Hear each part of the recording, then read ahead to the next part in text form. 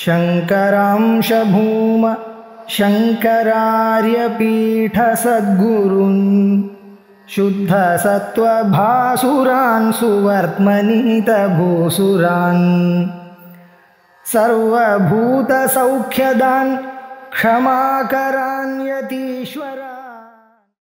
ओम श्री गुरुभ्यो नमः। हरि ओम। गुरुर्ब्रह्मा गुरुर्विष्णुः गुरुदेवो महेश्वरः गुरुः साक्षात् परब्रह्म तस्मै श्री गुरवे नमः। विशुद्धं परमानंद विशुद्धं परम सच्चिदानन्दरूपं गुणाधारमाधारहीनं वरेण्यं महान्तं विभान्तं गुहान्तं गुणान्तं सुखान्तं स्वयं धाम रामं प्रपद्ये। अध्यात्म रामायण के द्वितीय सर्ग में हम इस ग्रंथ का अध्ययन कर रहे थे। उसमें ब्रह्मदेव की जो स्तुति है वहां में उसमें हमने 19वें श्लोक का अध्ययन किया था। अभी 20वें श्लोक से प्रारंभ होगा। अतस्त्वत्पाद भक्तेषु तव भक्ति श्रेयोधिका भक्तिमेवाभिवांछन्ति त्वद्भक्ताः सारवेदिनः। ब्रह्मा जी कहते हैं कि अतस्त्वत्पाद भक्तेषु, इसलिए जिसकी वजह से ऐसे प्रारंभ करते हैं, किसके कारण जो पूर्व श्लोकों में कहा गया है, भगवान की लीलावशात, भगवान की अनुकंपा और दया के वशात जो सारवेदी हैं, जो सारग्राही हैं, जो भगवान के तत्व को सार रूप से जानते हैं, वो भगवान के अति निकट और अति वात्सल्य के पात्र बन जाते हैं। ऐसा कहकर कहते हैं अतस्तुत्पाद भक्तेषु तव भक्ति ही श्रेयोधिका। आप हे भगवान महाविष्णु, आपकी जो अनुकंपा है, जो वात्सल्य है भक्तों पर, वो तो श्रेयोधिका यानी कि लक्ष्मी देवी पर भी पर आप जितना प्रेम करते हैं उससे ज्यादा अपने भक्तों से आप प्रेम करते हैं। इसके कारण भक्तिमेवाभिवांछन्ति त्वद्भक्ताः सारवेदिनः। इसलिए जो सारग्राही, जो ब्रह्मज्ञानी है और भगवत तत्व को जानते हैं, वो मात्र आपकी भक्ति ही चाहते हैं। आपकी भक्ति के अतिरिक्त अन्य किसी और वस्तु पर उनकी इच्छा नहीं है। अतस्त्वत्पाद कमले भक्तिरेव सदास्तु मे संसारमय तप्तानां भेषजम भक्तिरेवते। ब्रह्मा जी आगे कहते हैं, इसलिए मैं भी आपके चरण कमलों में भक्ति की ही वांछना करता हूँ, भक्ति की इच्छा ही रखता हूँ। मेरी कोई और प्रार्थना नहीं है आपसे। अतस्त्वत्पाद कमले भक्तिरेव सदास्तु मे, आपके चरण कमलों में ही मेरी भक्ति अटल रूप से टिकी रहे। संसारमय तप्तानाम भेषजम भक्तिरेवते, जो इस संसार के सुख दुखों में जो तप्त है, जो पीड़ा को, जो संसार रूपी पीड़ा का अनुभव कर रहे हैं, उस पीड़ा का, उस वेदना का अत्यंत अचूक बाण है भेषजम। जो औषधि है वो भक्ति ही है, भक्ति मात्र है। को भक्ति के अतिरिक्त कोई और वस्तु से इस संसार में जो दुख सुख है उसका निवारण नहीं हो पाता। इसलिए ब्रह्मा जी भी भगवत भक्ति ही चाहते हैं। इति ब्रुवन्तं ब्रह्माणं बभाषे भगवान हरिः किं करोमि इति तं वेदाः प्रत्युवाचा अतिहर्षितः। इस प्रकार ब्रह्मा जी की स्तुति पिछली श्रृंखला में हमने जो देखा था, उससे उस स्तुति और गुणगान से भगवान प्रसन्न होकर ब्रह्मा जी को कहते हैं, किम करोमि इति तम वेदाः प्रत्युवाच अतिहर्षितः। अत्यंत हर्ष और आनंद से ब्रह्मा जी को कहते हैं कि मैं तुम्हारी स्तुति से प्रसन्न हुआ हूँ, मैं तुम्हारे लिए क्या करूं, मैं तुम्हारा कैसा कल्याण करूं। ऐसा प्रश्न भगवान महाविष्णु ब्रह्मा जी से कहते हैं। ब्रह्मा जी कुछ इस प्रकार उस प्रार्थना करते हैं। भगवन् रावणो नाम पौलस्त्य तनयो महान राक्षसानाम अधिपतिर्मद्दत्त वरदर्पितः। हे भगवान, हे महाविष्णु, रावणो नाम पौलस्त्य तनयो महान, रावण नाम का जो पुलस्त्य के पौत्र रूप, यानी कि पुलस्त्य का बेटा हुआ, पुत्र हुआ पौलस्त्य, जो विश्रवा उसका नाम था, पुलस्त्य का बेटा का पुत्र था विश्रवा, उसका पुत्र यानी पुलस्त्य का पौत्र, जो पोता माना जाता है, वो उसका पोता, पुलस्त्य का पोता रावण एक महान राक्षस है वो, और राक्षसानाम अधिपति, राक्षसों के का अधिपति राजा भी है, और मद्दत्त वरदर्पितः, ऐसे कहते हैं मेरे द्वारा दिए गए वरदान से दर्पित है, अहंकारी हो गया है, मेरे द्वारा जो उसकी मृत्यु के बारे में मैंने जो वर दिया था, उसका उस वरदान से वो अति दर्पी हुआ है। त्रिलोकीं लोकपालांश्च बाधते विश्वबाधकः मानुषेण मृतिस्तस्य मया कल्याण कल्पिता अतस्त्वं मानुषे भूत्वा जहि देव रिपुं प्रभो। ऐसा कहकर आगे ब्रह्मा जी अगले 24वें श्लोक में कहते हैं, त्रिलोकीं लोकपालांश्च बाधते विश्वबाधकः, जो ये रावण पुलस्त्य का जो पौत्र है रावण, वो मेरे वरदान से जो अहंकारी बन गया है, त्रिलोक में भय के वातावरण को सृष्टि कर रहा है। लोकपालन से बाधते विश्व बाधक, पूरे विश्व को बाधक सिद्ध हुआ है, और तीनों लोकों में उसका अत्याचार बढ़ रहा है। मानुषेण मृतिस्तस्य मया कल्याण कल्पिता, हे भगवान, मैंने उसकी मृत्यु मनुष्य द्वारा की है, निर्धारित किया है, तो आप कृपया अतस्त्वम, इसलिए आप भगवान मानुषो भूत्वा जहि देवरिपुम प्रभो, कृपया करके आप यानी भगवान महाविष्णु, आप कृपया करके मनुष्य योनि में जन्म लें, और आतस्त्वम मानुषो भूत्वा जहि देवरिपुम प्रभो, इस देवरिपु यानी देवताओं के शत्रु को कृपया करके हे प्रभु इसका संहार कीजिए। ऐसा ब्रह्मदेव अपनी प्रार्थना और दुख को भगवान के सामने निवेदन करते हैं।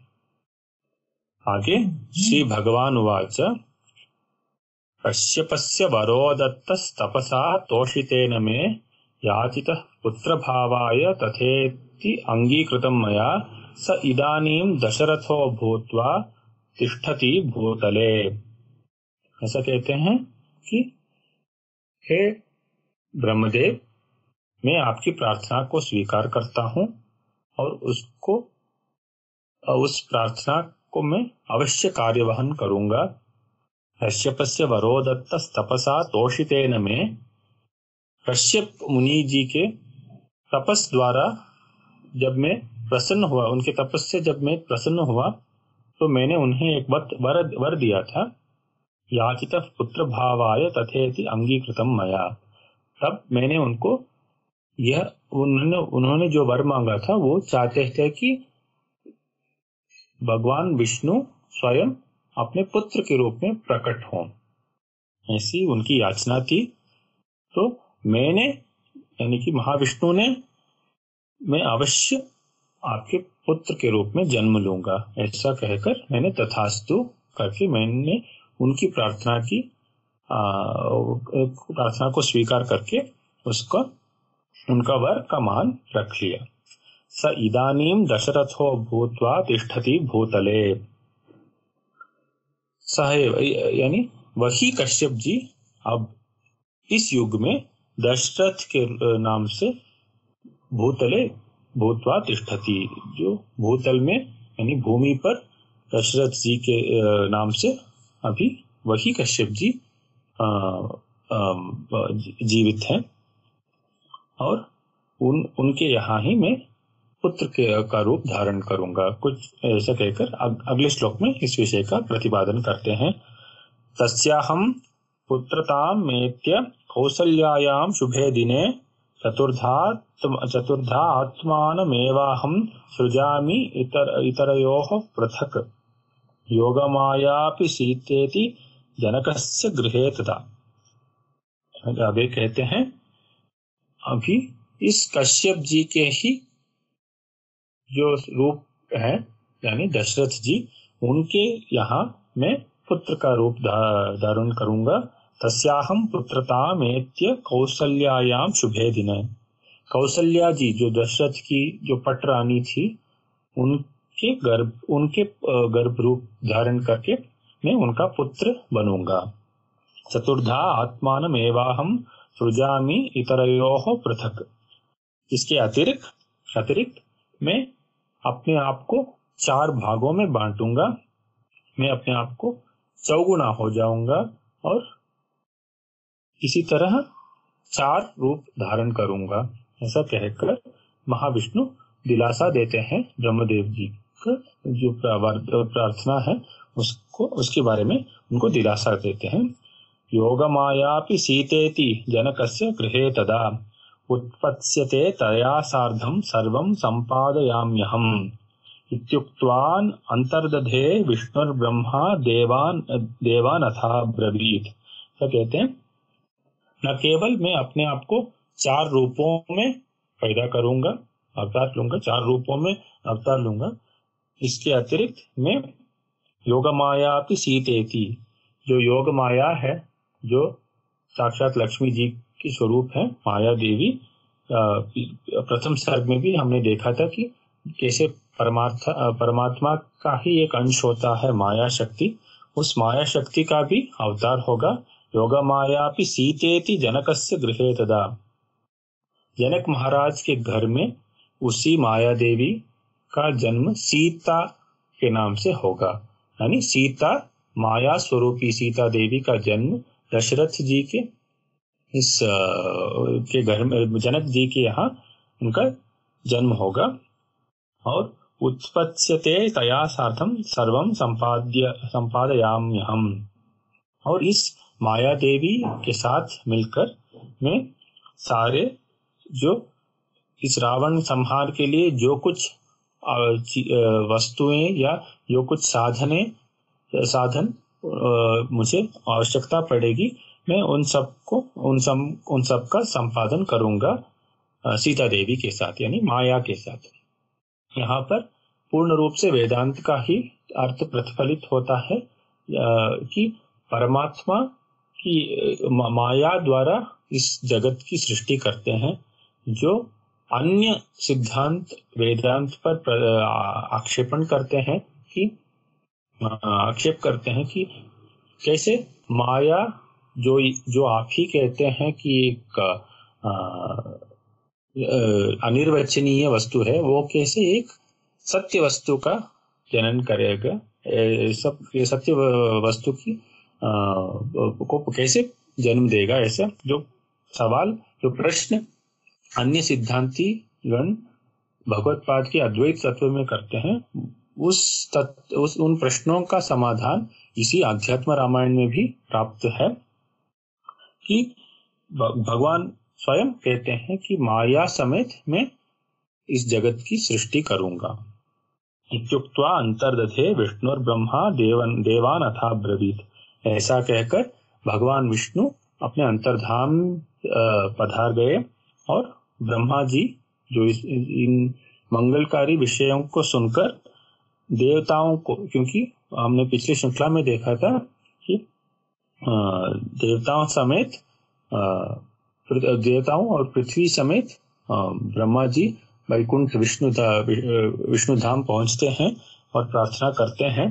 तो ब्रह्मा जी इन शब्दों को सुनकर देवताओं को उद्देश्य संबोधित करके उनको कहते हैं, आगे कहते हैं, ब्रह्मोवाच, ब्रह्मा जी कहते हैं, विष्णुर्मानुष रूपेण भविष्यति रघोकुले। यूयं सृजध्वं सर्वेऽपि वानरेषु अंशसंभवान् विष्णोः सहायं कुरुत यावत् स्थास्यति भूतले। हे देवतागण, विष्णु जी मनुष्य का रूप लेकर रघुकुल में उनका जन्म होगा भविष्य काल में।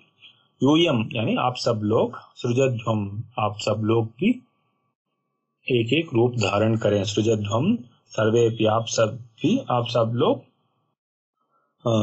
अपना अपना स्वरूप भूतल में अवश्य बनावे यानी अवतार लें। वानरेषु अंश संभवान, कहाँ पर जन्म लें? वानरों के अंश लेकर आप कृपया जन्म लें, ऐसा कहते हैं।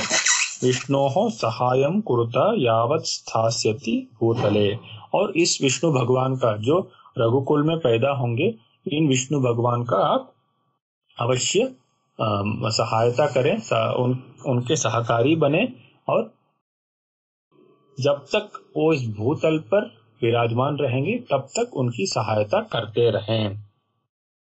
ऐसा कहकर ब्रह्मा जी देवताओं को आदेश देते हैं।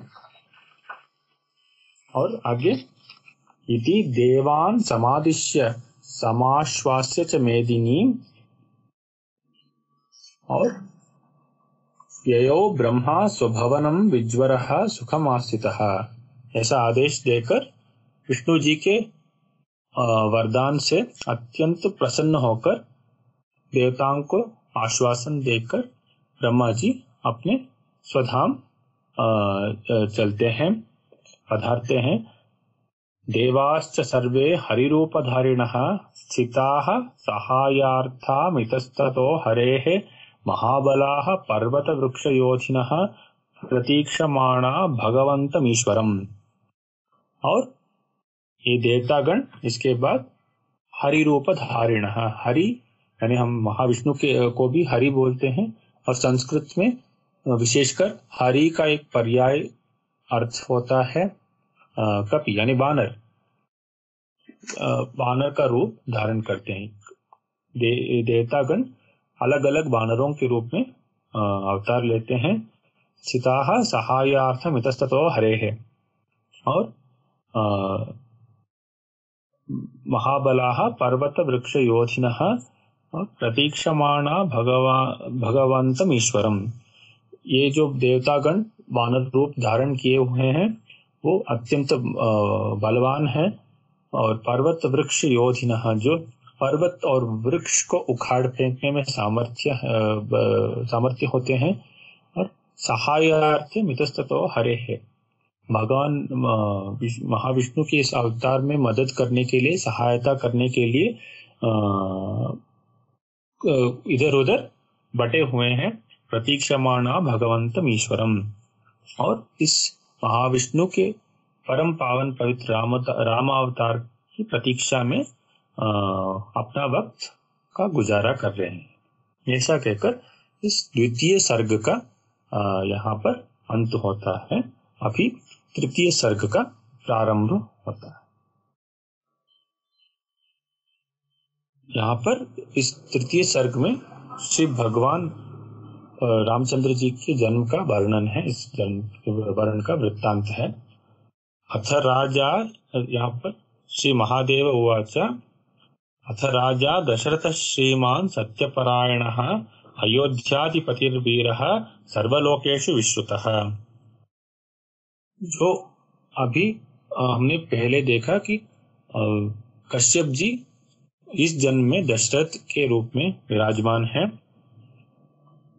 जो ये दशरथ जी श्रीमान सत्यपरायणः, श्रीमान है और सत्यपरायण है, सत्य की मार्ग पर चलते हैं। अयोध्या अधिपतिर्वीरः, ये एक बड़े शूरवीर हैं, अयोध्याधिपति हैं, अयोध्या के राजा हैं, और सर्वलोकेषु विश्रुतः, तीनों लोकों में उनकी ख्याति है। सो अनपत्यत्वाद् दुःखेन पीडितो गुरुमेकदा वसिष्ठं स्वकुलाचार्यम् अभिवाद्येद इदमब्रवीत्, ऐसा कहते हैं। और राजा दशरथ जो इतने पराक्रमी थे, इतने प्रसिद्ध थे, उनको यह दुख था कि उनकी अपनी कोई संतान नहीं थी। सो अनपत्यत्व दुखेन पीड़ितो गुरुमेकदा, और इस संतानहीन जो जीवन है उससे अत्यंत पीड़ित होकर, दुखी होकर अपने गुरु श्री वशिष्ठ मुनि जी के पास चलते हैं। शकुलाचार्यम अभिवाद्य इदम अब्रवीत, अपने शकुलाचार्य, अपने कुलाचार्य वशिष्ठ जी के, वशिष्ठ ऋषि वशिष्ठ के यहाँ जाकर अभिवादन, उनका अभिवादन, आदर सत्कार नमस्कार करके उनको उनसे पूछते हैं, उनकी एक विनम्र निवेदन रखते हैं। स्वामिन् पुत्राः कथं मे स्युः सर्वलक्षण लक्षिताः, पुत्रहीनस्य मे राज्यं सर्वं दुःखाय कल्पते। हे स्वामिन्, हे गुरुवर, कथं मे स्युः पुत्राः, कैसे मुझे पुत्र की प्राप्ति होगी, ऐसा प्रश्न कहते हैं।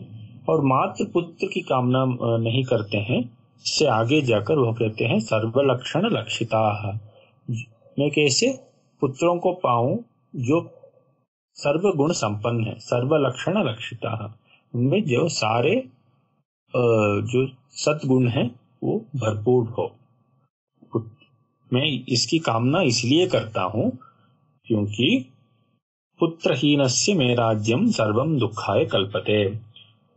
पुत्रहीन एक राजा की जो राज्य है वो सब कुछ दुख ही देता है, क्योंकि राजा अपनी यश के लिए, कालिदास जी कहते हैं अपने रघुवंश जो काव्य है, इसी रामायण पर जो आधारित एक काव्य है, प्रसिद्ध महाकाव्य है कालिदास जी का, वहां पर कहते हैं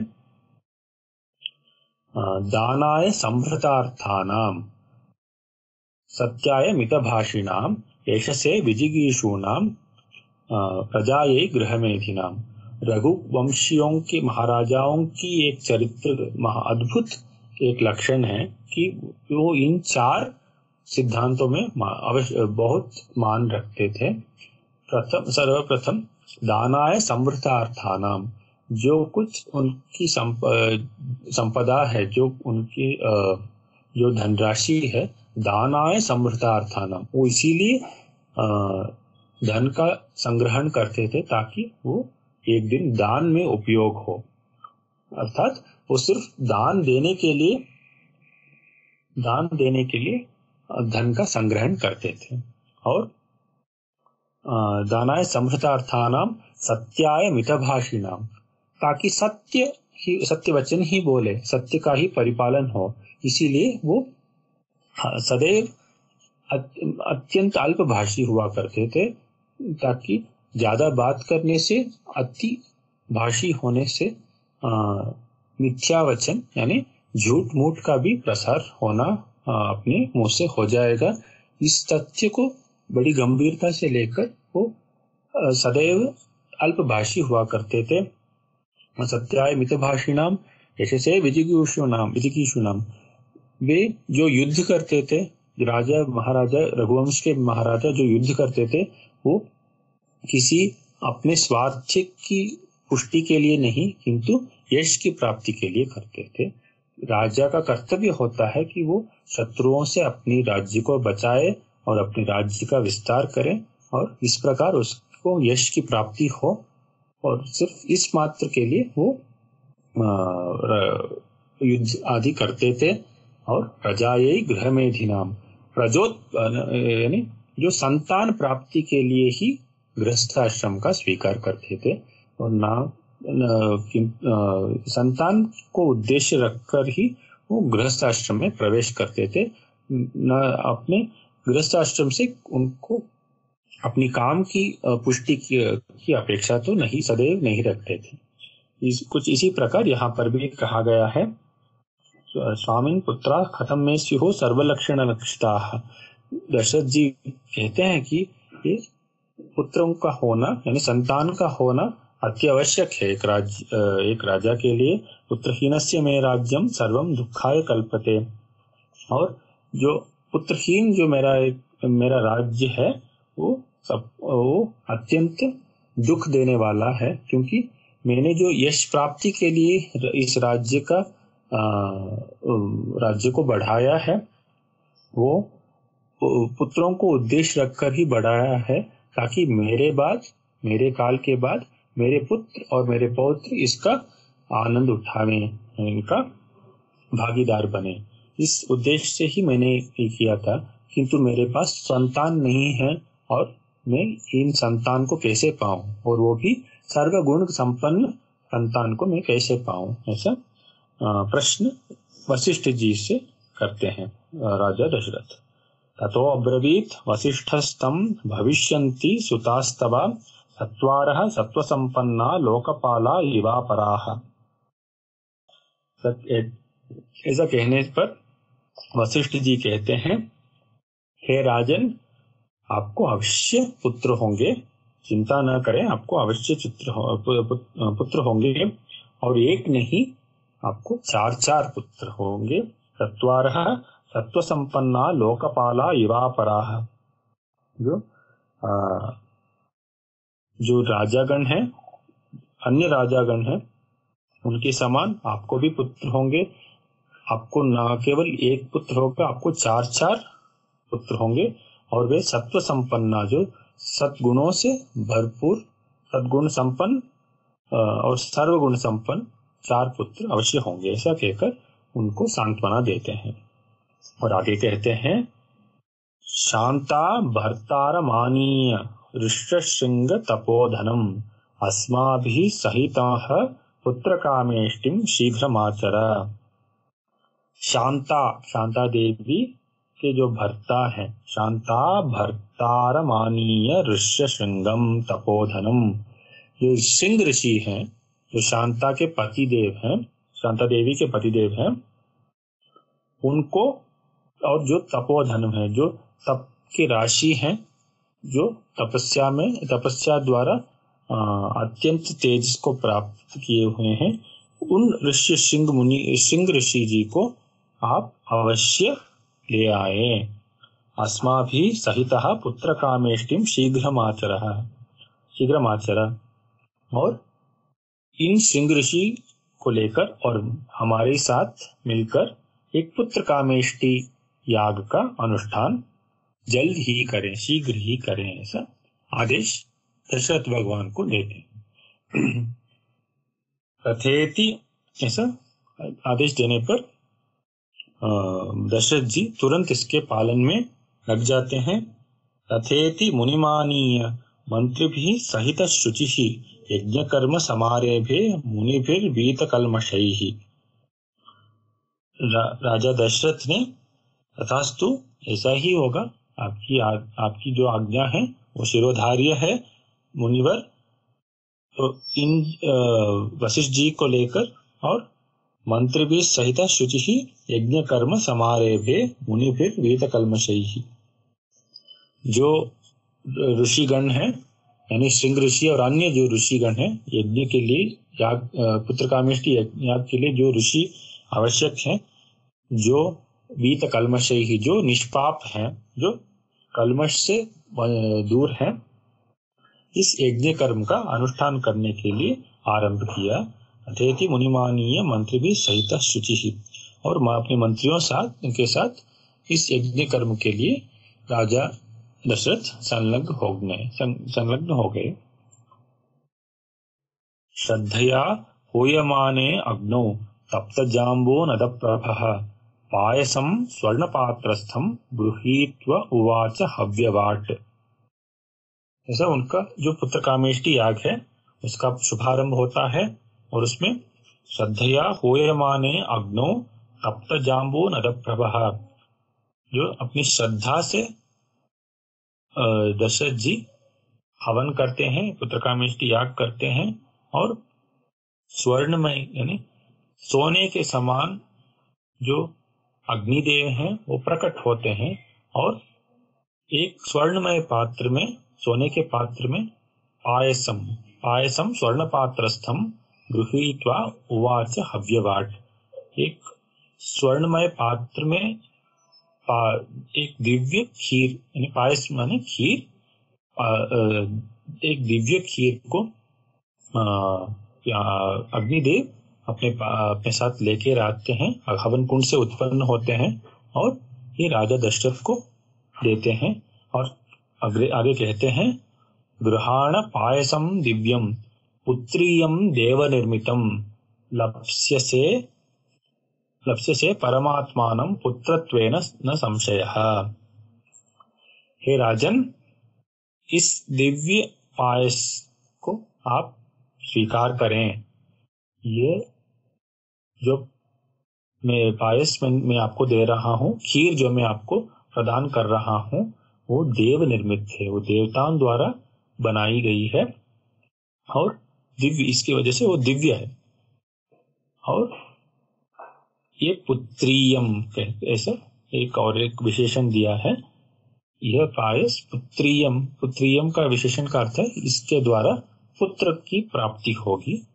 तो इस प्रकार की जो पायस है, जो खीर है, उसको आप अवश्य स्वीकार कर लें। लप्स्यसे परमात्मानं पुत्रत्वेन न संशयः। आपको अवश्य ही, निस्संदेह आपको पुत्र लाभ होगा और परमात्मा के द्वारा, कृपा के द्वारा आपको निस्संदेह परमात्मा के स्वरूप ही आपके के रूप में ही आपके पुत्र की प्राप्ति होगी। ऐसा कहकर अग्निदेव इस पायस को राजा दशरथ को देते हैं। आगे, इत्युक्त्वा पायसं दत्त्वा राज्ञे सो अंतर्दधे अनलः भवन्दे मुनिशार्दूलौ राजा लब्ध मनोरथः। ऐसा कहकर अग्निदेव अंतर्दधे नलः, अपने अंतर्धाम में चले जाते हैं, हवन कुंड में पुनर्प्रविष्ट करते हैं और ऐसा पायस, इस खीर को राजा के पास देकर चले जाते हैं। पवंदे मुनिशार्दूलौ राजा लब्ध मनोरथः। इसके बाद दशरथ जी अपने जो मनोरथ की प्राप्ति हुई है उसको उसके साथ लेकर इन ऋषि मुनियों का आदर सत्कार करते हैं, उनकी वंदना करते हैं, क्योंकि इन्हीं की वजह से, इन्हीं के कारण यह यज्ञ का अनुष्ठान संपन्न हुआ और इन्हीं के पुत्र कामेष्टि यज्ञ द्वारा ही इस अग्निदेव के पायस का लाभ भी हुआ। इसीलिए इन ऋषि मुनि गणों का ये आदर सत्कार करते हैं, वंदन करते हैं। और आगे, वसिष्ठ ऋष्य श्रृंगाभ्याम अनुज्ञातो ददौ हविहि कौसल्यायै कैकेय्यै अर्धम प्रयत्नतः।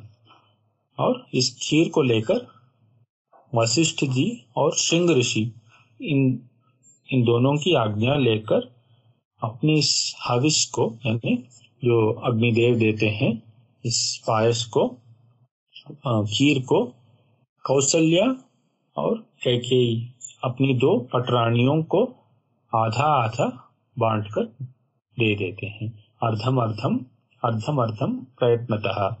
कौशल्या और कैकेयी, इन दोनों को आधा आधा खीर का भाग मिल जाता है।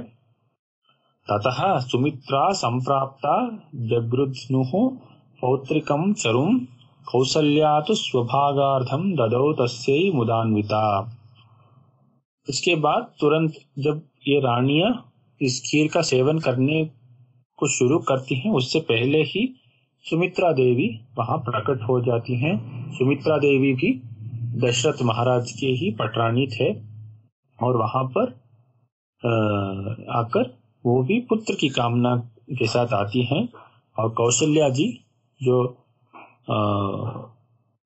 तीनों पत्नियों में सर्वप्रथम थी, वो अपने भाग का जो आधा खीर है उसका आधा, यानी उसका चौथाई भाग अपनी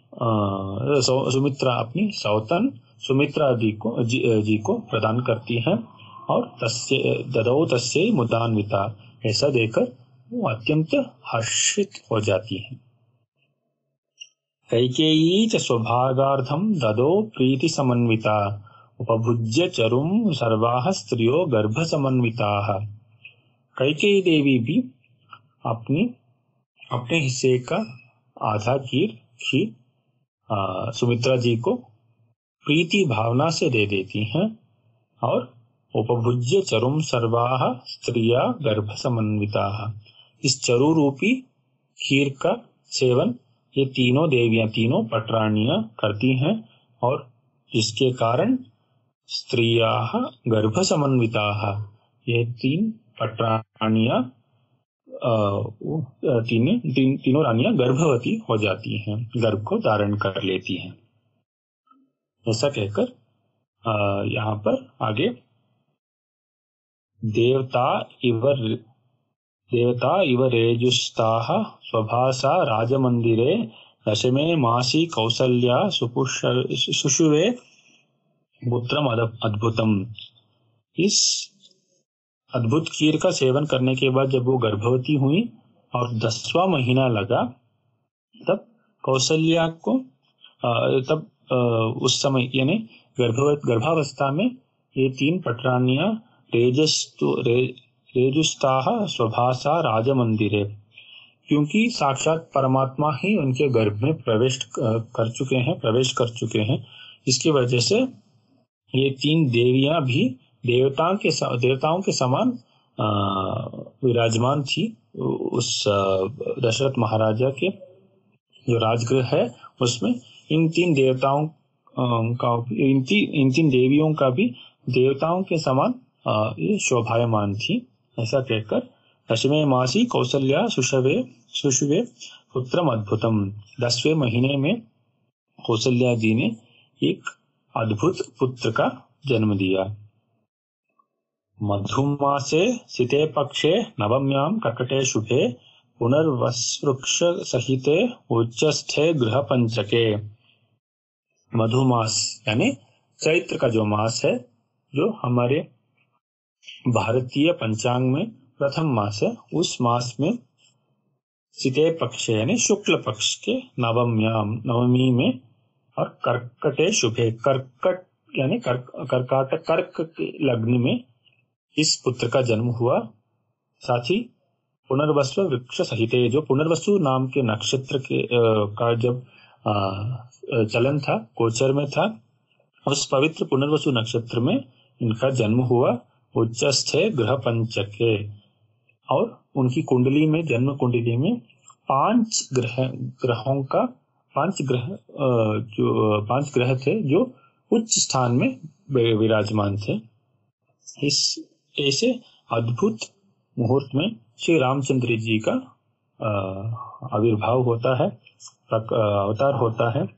मेषम पोषणि संप्राप्ते पुष्पवृष्टि समाकुले आविरासी जगन्नाथः परमात्मा सनातनः। मेषम पोषणी यानी जब मेष राशि में सूर्य भगवान थे, यानी पुनः इस जो सौर्यमान पंचांग पद्धति है उसके अनुसार भी चैत्र मास, और जो चांद्रमान पंचांग है उसमें भी चैत्र मास का ही काल था जब श्री रामचंद्र जी का जन्म हुआ। संप्राप्ते पुष्पवृष्टि समाकुले, और पुष्प की वृष्टि हुई, फूलों का बरसार हुआ। आविरासी जगन्नाथः परमात्मा सनातनः, और भगवान जगन्नाथ जगत के नाथ शिव और परमात्मा सनातनः यानी सदैव, यानी आदि और अंत से रहित, अनादिकाल से जो विद्यमान है सनातन, इस सनातन परमात्मा जगन्नाथ का अवतार कुछ इस प्रकार और कुछ इस शुभ समय पर, अमुक समय पर इनका अवतार हुआ। ऐसा कहकर नीलोत्पलदलश्यामः पीतवासाश्चतुर्भुजः जलजारुण नेत्रांतः स्फुरत् कुंडल मंडितः। अभी श्री रामचंद्र जी का अभी जो जन्मे थे उनका वर्णन कर रहे हैं, और इससे पहले भगवान रामचंद्र जी यानी भगवान महाविष्णु के ही जो रूप थे उनका भी वर्णन कर रहे हैं। नीलोत्पलदल श्यामः, जो नील कमल है, इस नील कमल के जो पुष्प, जो नील कमल के फूल के जो पत्ते होते हैं उस प्रकार श्याम है। कृष्णचंद्र जी को जिस प्रकार हम मेघ श्याम बोलते हैं, भगवान रामचंद्र जी यहाँ पर नीलोत्पल दल श्याम इस प्रकार नीले रंग के हैं, श्याम रंग के हैं। पीतवासास चतुर्भुज, जो पीतांबर धर है और पीले वस्त्रों का धारण करते हैं। चतुर्भुज है, जो चार भुजाओं के साथ हैं। जलजारुण नेत्रांतः, जो अरुण कमल के समान, जिनके नेत्रों के आंतरिक भाग है वो अरुण कमल के समान लाल हैं। स्फुरत कुंडल मंडितः, जो अत्यंत सुंदर कुंडलों से शोभित हैं, सुशोभित हैं। आगे कहते हैं सहस्रार्क प्रतीकाशः किरीटी कुंचितालकः शंख चक्र गदा पद्म वनमाला विराजितः। ये महाविष्णु के स्वरूप श्री रामचंद्र जी सहस्रार्क प्रतीकाशः, जो सहस्र यानी 1000 सूर्यों के समान प्रकाशमान थे। किरीटीवान थे, किरीट के साथ थे, मुकुट के साथ थे। कुंचितालक, इनके सर पर प्रकाशमय यानी प्रकाशमय किरीट था और घुंघराले अलके थे। और शंख चक्र गदा पद्म, शंख चक्र गदा और पद्म वनमाला से विराजित थे। अनुग्रहाख्य हृत्स्थ इंदुसूचक कस्मित चंद्रिकः करुणा रस संपूर्ण विशाल उत्पल लोचनः श्रीवत्स हार केयूर नूपुरादि विभूषणः, जो अनुग्रह स्वरूपी चंद्रमा के समान शीतलता प्रदान करने वाले शांत स्वरूपी भगवान रामचंद्र जी का मुख कमल था। करुणा रस संपूर्ण विशाल उत्पल लोचन, और उनके नयन जो दिव्य नयन है वो करुणा रस से संपूर्ण थे और विशाल भी थे। इसके अतिरिक्त श्रीवत्स हार केयूर नूपुरादि विभूषण, श्रीवत्स यानी कौस्तुभमणि, हार केयूर, हार यानी गले का जो हार होता है उस हार, केयूर जो बाजू में बांधा जाता है, और नूपुर यानी पायल इत्यादि भूषणों से भूषित। दृष्ट्वा तम परमात्मानं कौसल्या विस्मयाकुला हर्षाश्रु पूर्ण नयना नत्वा प्रांजलिरब्रवीत। ऐसे श्री महाविष्णु के दर्शन करने के बाद कौसल्या जी अत्यंत हर्षित हुई और आनंदमय भाष्प से इस परमात्मा को देखकर अत्यंत विनम्रता से कुछ इस प्रकार बोली। कौसल्या उवाच, कौसल्या देवी कहते हैं, देवदेव नमस्तेस्तु शंख चक्र गदाधर परमात्मा अच्युतो अनंतः पूर्णस्त्वं पुरुषोत्तमः। देवदेव नमस्तेस्तु शंख चक्र गदाधर, यानी देवों के देव मैं आपको प्रणाम करती हूँ, जो शंख चक्र गदाधारी हैं आप। परमात्मा, आप परमात्मा हैं, अच्युत हैं यानी आप अखंडित हैं, किसी पाप से आप किसी भी पाप आप निष्पाप हैं, अनंत हैं, पूर्ण हैं और पुरुषोत्तम भी हैं। वदन्ति अगोचरम वाचाम बुद्ध्यादीनाम अतीन्द्रियम त्वाम वेदवादिनः सत्ता मात्रम ज्ञानैक विग्रहम। हे प्रभुवर, आप तो अगोचर है, वाचाम अगोचर, वाक से आपका वर्णन नहीं किया जा सकता। बुद्ध्यादीनाम अतीन्द्रियम, बुद्धि आदि जो इंद्रिय हैं, यानी अपने पंचेंद्रिय और पंच ज्ञानेन्द्रिय और पंच कर्मेंद्रिय जो हैं, और बुद्धि आदि से भी अतीन्द्रिय हैं। इन सब के द्वारा जो पांच ज्ञानेन्द्रिय कर्मेंद्रिय इत्यादि जो हैं, बुद्धि मन इत्यादि से भी आप ग्राह्य नहीं है। त्वाम वेदवादिनः सत्ता मात्रम ज्ञानैक विग्रहम, आपको जो वेदवादी हैं, जो वेदांत सिद्धांति वाले हैं, वो आपको सत्ता मात्र कहते हैं और ज्ञानैक विग्रहम, ज्ञान के ही स्वरूप मानते हैं। ऐसा कहकर वेदांत सिद्धांत का प्रतिपादन कौशल्या देवी यहाँ पर करती हैं कि परमात्मा सत्ता मात्र है, उनका कोई रूप नहीं है, निर्गुण है, और ज्ञानैक विग्रहम, वो ज्ञान स्वरूपी है। ऐसा कहकर आगे की स्तुति करती हैं। त्वमेव मायया विश्वम सृजस्यवसि हंसि च सत्वादि गुण संयुक्त तुर्य एवामल सदा। आप ही माया के साथ इस पूरे विश्व ब्रह्मांड की रचना करते हैं, सृजन करते हैं। सत्वादि गुण संयुक्त, जो सत्वादि गुण, सत्व रज और तमस तमोगुण से संयुक्त जो ये ब्रह्मांड है, जो विश्व है, इसका आप ही माया द्वारा रचना करते हैं। आप स्वयं अमल हैं, यानी आप निष्पाप हैं। करोषि इव न कर्ता त्वं गच्छसि इव न गच्छसि, शृणोषि न शृणोषि इव पश्यसि इव न पश्यसि। ऐसा कहते हैं कि आप स्वयं तो अकर्ता हैं, आप तो कुछ न करते हैं, यानी आप तो कारक नहीं है, किंतु ऐसा प्रतीत होता है कि आप ही सब कुछ करते हैं। तुम गच्छसि व न गच्छसि, आप तो कहीं जाते भी नहीं, किंतु ऐसा प्रतीत होता है कि आप ही जा रहे हैं। शुणोषि न शुणोषि व, आप न तो कुछ सुनते हैं, फिर भी ऐसा प्रतीत होता है कि आप ही सुनते हैं।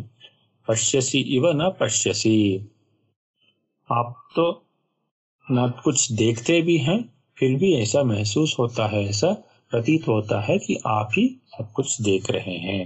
यानी जो अज्ञानवशात हम इस देह को, इस शरीर को आत्मा मान बैठे हैं, परमात्मा मान बैठे हैं, ऐसा वास्तव में लगता है कि जो हम देख रहे हैं, ये देखने वाली वस्तु कौन सी है। ये तो हम नहीं कह सकते हैं कि आंख देखता है, क्योंकि जब हम आंख तो किसी भी वस्तु के दर्शन के का एक साधन मात्र है। वास्तव में आंख थोड़ी ही देखता है, भीतर में अपने अंदर जो अंतर्यामी परमात्मा बैठा हुआ है, वही वस्तुओं का दर्शन करता है। आंख मात्र एक दूरबीन के समान उसमें सहायता देती है, और वो भी सहायता देने के लिए भी मजबूर इसी अंतर्यामी परमात्मा करता है। इसीलिए कुछ इस प्रकार चार क्रियाओं को देखकर, यानी करोषि करना, गच्छसि जाना, शुणोषि सुनना, और पश्यसि देखना, ये सारी क्रियाएं हैं जो जगत में हम देखते हैं। हम ऐसा अज्ञानवशात हम इस शरीर पर आरोपित कर देते हैं, इस आत्मा पर आरोपित कर देते हैं, और ऐसा मानते हैं कि ये आत्मा ही ये सब कुछ कर रही है, किंतु वास्तव में आत्मा न तो ये सारी जो क्रियाएं हैं वो शरीर मात्र में उत्पन्न हो रहा है, और इससे अलग और इससे हटकर जो अंतर्यामी है वही परमात्मा है। अप्राणो हि अमनाः शुद्ध इत्यादि श्रुतिरब्रवीत समस्सर्वेषु भूतेषु तिष्ठन्नपि न लक्ष्यसे। आप प्राण मन इत्यादि से भी दूर हैं, शुद्ध हैं, ऐसा श्रुति वेदों का वचन है। समस्त सर्वेषु भूतेषु तिष्ठन्नपि न लक्ष्यसे, आप सारे प्राणियों में एक ही प्रकार के यानी एक ही समान विद्यमान है, किंतु आगे कहते हैं अज्ञान ध्वांत चित्तानाम व्यक्त एव सुमेधसाम। जो अज्ञानी हैं उनको इन विषयों के बारे में जानकारी नहीं है, ज्ञान नहीं है, इसीलिए वो अज्ञानी है। जो ध्वांत चित्त है, जिनका चित्त भ्रमण करता रहता है, वो इन विषयों का अवबोधन नहीं कर पाते।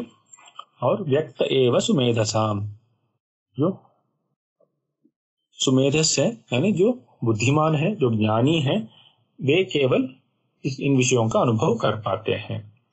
जठरे तव दृश्यन्ते ब्रह्मांडाः परमाणवः। आपके इस जठर, आपके इस उदर यानी आपके इस पेट के दर्शन के अंदर सारे ब्रह्मांड परमाणु की भांति दिखाई पड़ते हैं। तो कहते हैं त्वं मम उदर संभूत इति लोकान् विडम्बसे भक्तेषु पारवश्यम ते दृष्टम में अद्य रघुत्तमा। कौशल्या जी बहुत बड़ी बात कहती हैं यहाँ पर। आप लोग तो यह कहता है कि आप मेरे उदर में प्रकट हुए हैं, आप मेरे गर्भ से पैदा हुए हैं, ये कैसी विडंबना है, क्योंकि वास्तव में मैं स्वयं आप ही द्वारा पैदा हुई हूँ। फिर भी लोग यह कहता है कि आप मेरे द्वारा पैदा हुए हैं, वास्तव में मैं परमात्मा का ही अंश हूँ। किंतु लोग यानी अज्ञानी जन कहते हैं कि परमात्मा जो है वो ये वस्तु है, वो एक विषय है और अपने से दूर है, ऐसा अज्ञानी जन कहते हैं।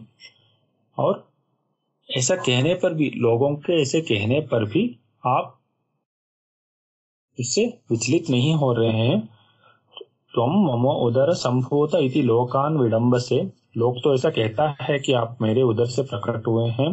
भक्तेषु पारवश्यम ते दृष्टम में अद्य रघुत्तम, और आप भी इस तत्व को मानकर बढ़ावा देते हैं, इससे पता चलता है कि आप कितने भक्त परायण हैं। आपका भक्तों के प्रति आपका उदार भाव इसी से पता चल जाता है।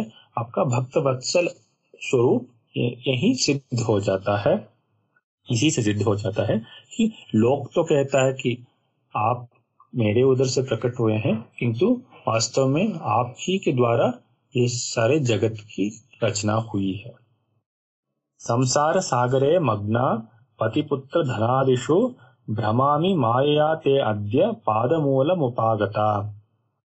यानी जो मैं स्वयं अपने पति पुत्र धन इत्यादि विषयों में ग्रसित होने वाली थी, और मेरे इस ग्रहण से निवारण करने के लिए, संसार सागर, इस भवसागर का पार करवाने के लिए भ्रमामि माया ते अद्य पादमूलम उपागता, आपके श्री चरणों का स्वागत होने पर इस ग्रहण से मुझे अवश्य निवारण मिलेगा। आप मेरे इस संसार में जो लोक में जो प्रसिद्ध अल्प और तुच्छ सुख है, उसके पीछे भागने से पहले ही आपने अवतारित करके मुझे इन सारे वस्तुओं से बचाया, ऐसा कौशल्या जी कहते हैं। संसार सागरे मग्ना, ऐसा कहकर करती हैं। आगे कहती हैं देव त्वद्रूप में तन्मे सदा तिष्ठतु मानसे आवृणोतु न माया तव विश्व विमोहिनी। हे देव, हे परमात्मा, आपके इसी रूप की छवि मेरे मन में सदैव बसा रहे, हमेशा बसा रहे। आवृणोतु न माया, कदापि यानी कभी भी मुझे माया के आवरण शक्ति का अनुभव ना हो, जो कि विश्व मोहिनी है। विश्व को मोह करने वाली इस माया शक्ति का आवरण कभी भी ना हो, यानी मैं अपने आप को परमात्मा से भिन्न ना मानूं, इस प्रकार प्रार्थना करती है। और आगे कहती हैं उपसंहर विश्वात्म नदो रूपमलौकिकं दर्शयस्व महानंद बालभावं सुकोमलम् ललिता लिंगनालापैस्तरिष्यां उत्कटं तमः। हे विश्वात्मन, हे विश्व यानी जो विश्व में सर्वत्र विद्यमान है, आप अपने कृपा करके आप इस अलौकिक रूप का संहार कीजिए यानी त्याग दीजिए और जो अत्यंत आनंद देने वाले आपके कोमल बाल स्वरूप का ग्रहण करें, धारण करें। इसके द्वारा मैं इन आपको आलिंगन कर सकूं, एक अपने मातृभाव की प्रकट कर सकूं और अपने मातृवात्सल्य से आपको तुष्टि कर सकूं और आपके आलिंगन और संभाषण आदि से हम सब यहाँ पर आनंदित हों। कुछ इस प्रकार प्रार्थना करके कौशल्या जी अपनी प्रार्थना पूरी करती है। आगे श्री रामचंद्र जी के वचन अगली श्रृंखला में देखा जाएगा। विद्या विनय संपन्नम वीतरागम विवेकिनम वंदे वेदांत तत्वज्ञम विदुशेखर भारतीम।